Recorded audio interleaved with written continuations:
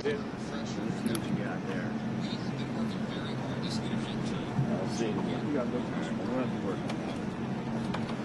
I got it here. And online level.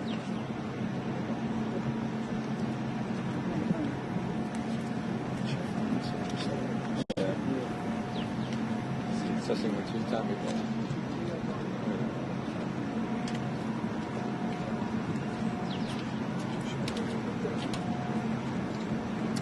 Good morning, Karoline.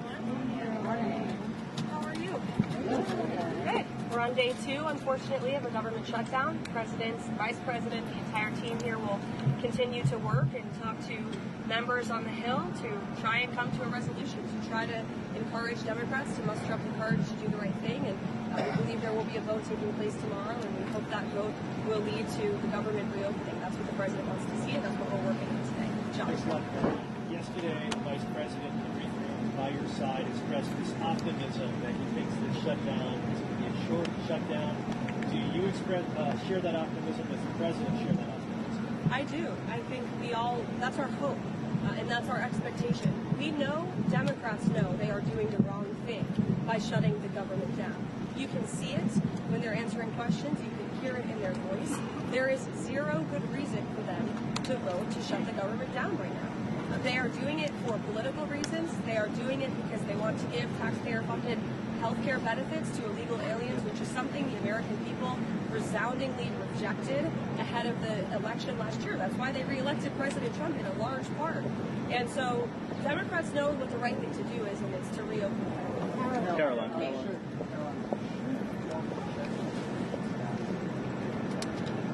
I'm sorry?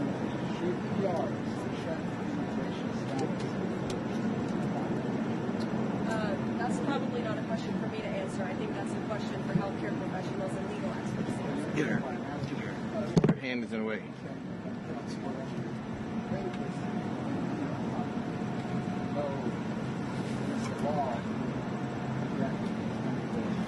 Let me ask you, do you think that illegal aliens should receive Medicaid benefits?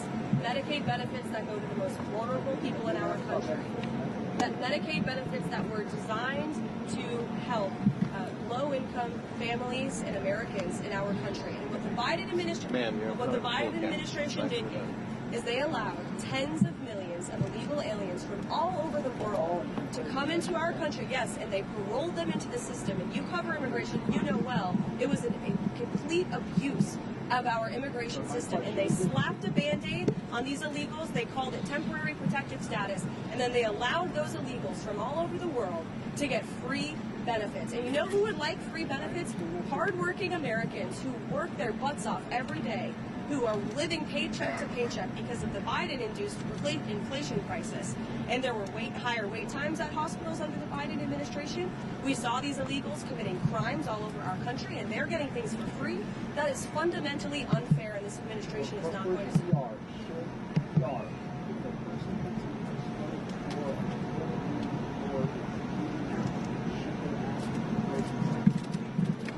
Gabe, I don't speak for emergency rooms across the country. I speak for the President of the United States, and that's what he pushes on this policy. Karoline.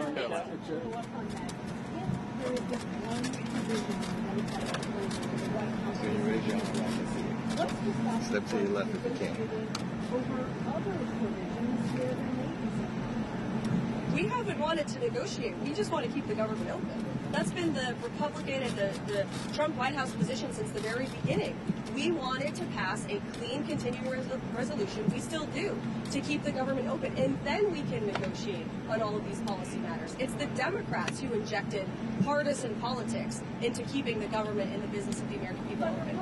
Because when they're in the minority, to see an opportunity to gain some leverage and have a negotiation. Why is it okay for politics?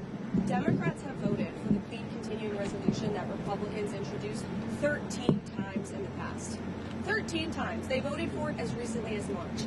And now all of a sudden they are shutting the government down and they are holding our country hostage over a partisan political matter that the vast majority of the country disagrees with. And they know it's so unpopular that they're now running away from it. I saw some senators on television this morning saying, we don't want to give health care benefits to illegal aliens. Yes, you do. Roll the tape. You can see time and time again, Democrats have supported that. They've voted for it, and they did it under Joe Biden. And we stopped it. The president stopped it with the passage of the One Big Beautiful Bill. And now they want to undo the president's very popular policy to ensure that taxpayer-funded health care benefits only go to tax-paying, law-abiding American citizens. Karoline,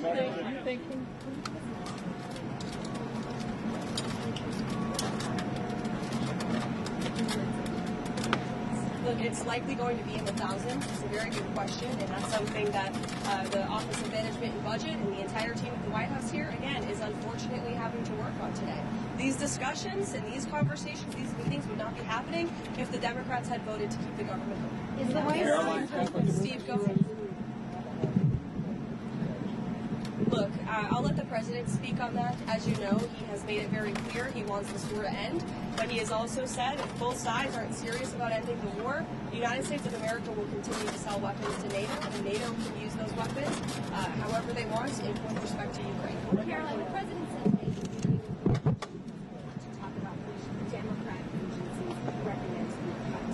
What agencies are on the table for that conversation? Those conversations are taking place today. I won't prejudge them. I won't get ahead of them. Even anything that's potentially considered right now. When these are Democrat agencies, what is your recommendation? Look, we're going to look at agencies that don't align with the administration's values, that we feel are a waste of the taxpayer dollar. And look, unfortunately, these conversations are happening because we don't have any money coming into the federal government right now.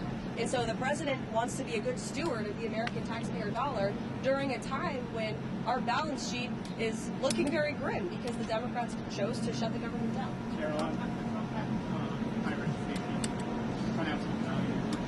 What do you think to clarify this is already access, or if these universities don't find it logical? I think that's a determination for our policy team to make.